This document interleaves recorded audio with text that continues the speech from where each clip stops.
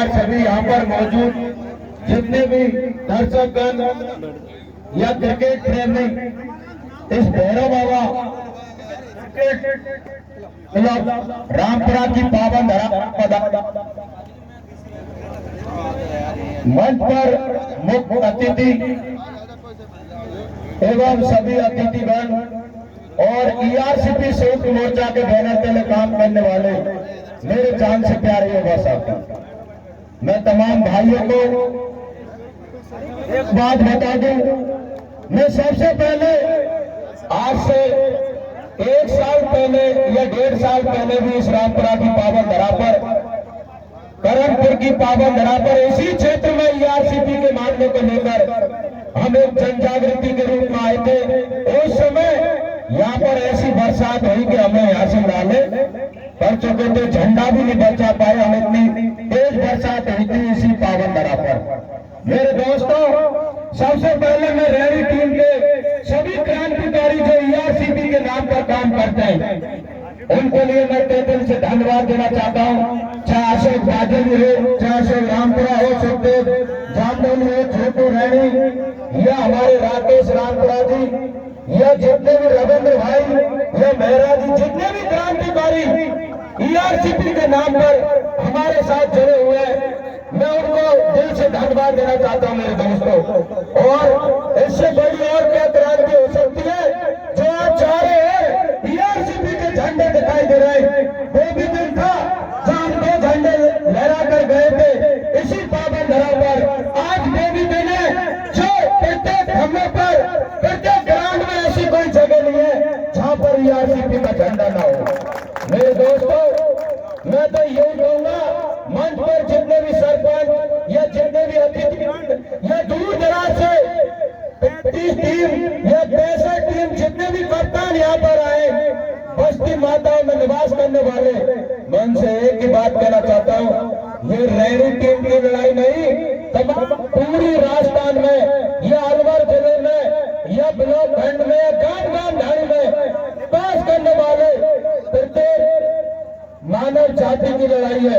और मुझे पता है कि जिस क्षेत्र में मैं घूम रहा हूँ ना, लगातार 1.5 साल से रैनी रामपुरा, इसमें पानी की बहुत बड़ी किल्लत है या नहीं? एक बार हाथ खड़ा करके बताएं सभी। मंच पर विराजमान मैं आपसे पूछना चाहता हूँ कि हमारे क्षेत्र में सरपंच साहब पानी की समस्या है या नहीं है? तो मैं आपसे यही अपील कर रहा हूँ कि चुनाव आने वाले दोनों चाबी आपके हाथ में, विधानसभा की और लोकसभा की। हम न कोई बीजेपी की बात करते, न कोई कांग्रेस की बात करते, हम सिर्फ किसान कौम को बचाने की बात करते हैं। और किसान कौम तभी बच सकती है जब हमारे क्षेत्र में पानी आएगा।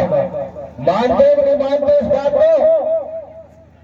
ऐसा लग रहा है मेरे यहाँ पर मौजूद मैं कोई भजन नहीं आया मेरे दोस्त, मैं ना कोई कलेक्टर का बेटा, ना कोई नेताओं का बेटा, मैं एक ऐसे किसान पुत्र का बेटा हूं जिसने पूरी जिंदगी किसान कौम के लिए निकाल दी, उसी का बेटा हूं। और इसी मामले को लेकर संयुक्त मोर्चा के बैनर तले दिन रात घूम रहे हम, दिन रात। क्यों? क्योंकि हमारे क्षेत्र को पानी की वजह से पिछड़ चुका है, ना कोई शिक्षा प्राप्त होती है, ना कल कारखाने, ना कोई धंधे खुल रहे। हम गरीबी हमारे दरवाजे पर दिन हमेशा हमें दुख देती है। हमारी गरीबी, हमारी बढ़ाई, हमें बेरोजगारी या ये जो मजदूरी, ये हमें तभी बच सकती है जब हमारे क्षेत्र में पानी होगा। एक जमाना ऐसा था, हमारे पुरखा जब पैर जमीन में मार देते थे ना तो पानी निकल आता था। आज एक ऐसा जमाना है कि हम 1000 फीट तक बोर को काट देते मगर रात आती है, रात तेज निकलती।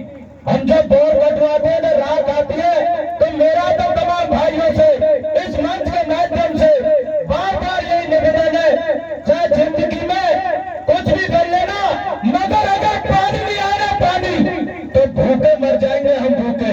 इसलिए मेरा तो बार बार यही निवेदन है। मैं सरोज भाई प्रधान जी या जितने BS भाई, राजन गुरु जी या हमारे मनोज गुरु जी जिनका जन्म प्रोग्राम देने, उनको भी मैं दिल से धन्यवाद देना चाहता हूँ। सुखदेव भाई को भी धन्यवाद देना चाहता हूँ।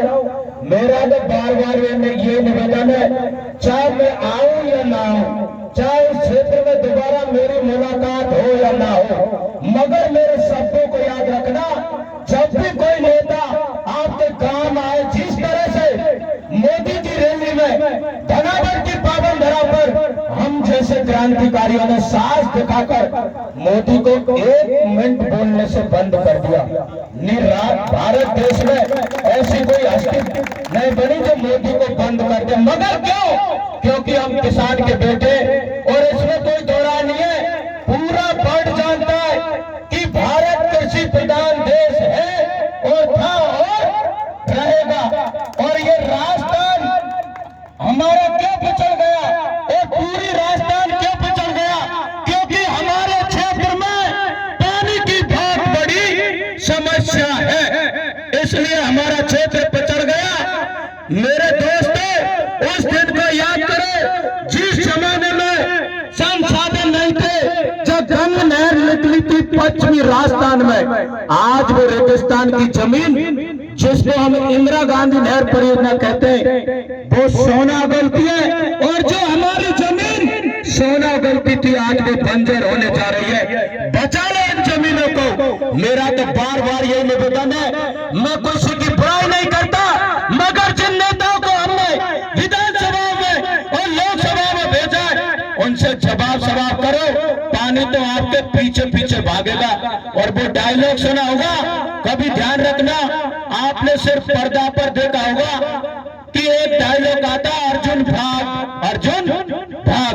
अगर आप में ताकत होगी तो कोई डायलॉग चलेगा पूरी राजस्थान में, नेता भाग नेता भाग। मानते हो कि नहीं मानते? इस बात को हाथ खड़ा करके बताएं सभी। और मैं एक बार एक नारा लगाऊंगा कि मैं समझूंगा कि मेरा रैनी का क्षेत्र, मेरी जान से प्यारी टीम या पिता समान किसान भाई या जागरूक लोग जाग चुके, मैं कहूंगा ईआरसीपी नहीं तो आप कहना वोट नहीं, ईआरसीपी नहीं तो वोट नहीं। जोर से नारा लगाना ताकि मेरी आवाज उन दोनों सरकारों तक पहुंच जाए, राजधानी जयपुर और नई दिल्ली तक। ईआरसीपी नहीं तो वोट नहीं, न्याय मजा। ईआरसीपी नहीं तो वोट नहीं, ईआरसीपी नहीं तो वोट नहीं। और मैं एक बात और मंच के माध्यम से कहना चाहता हूं, हम यहाँ पर सभी मौजूद हैं, मेरे जान से प्यारे कमेटी के सदस्य, पिता समान किसान भाई, दूर दराज से क्षेत्र से या दूर दराज से यहाँ पर भाग लेने आए क्रिकेट प्रेमी। मैं आपके बात बीच में घोषणा करना चाहता हूँ, ईआरसीपी संयुक्त मोर्चा का विस्तार हुआ, जिसमें हम सब भाइयों ने अशोक रामपुरा को जिला अध्यक्ष बनाने की घोषणा की। एक बार जोरदार तालियां बजाएं। अशोक रामपुरा जी एक बार मंच पर आए। अशोक रामपुरा जी मेरी आवाज सुन रहे हो तो? ये मेरे क्रांतिकारी भाई हैं, आपका बेटा, मैं भी आपका बेटा हूं। इसके नेतृत्व में अगर हम तो आपसे जुड़े हुए राकेश भट्ट, तमाम मेरे थानेदार जी या किसान सरपंच साहब, यहाँ पर सभी जागरूक लोग, ये अपना भाई है सरपंच साहब, एक बार इनका स्वागत करें।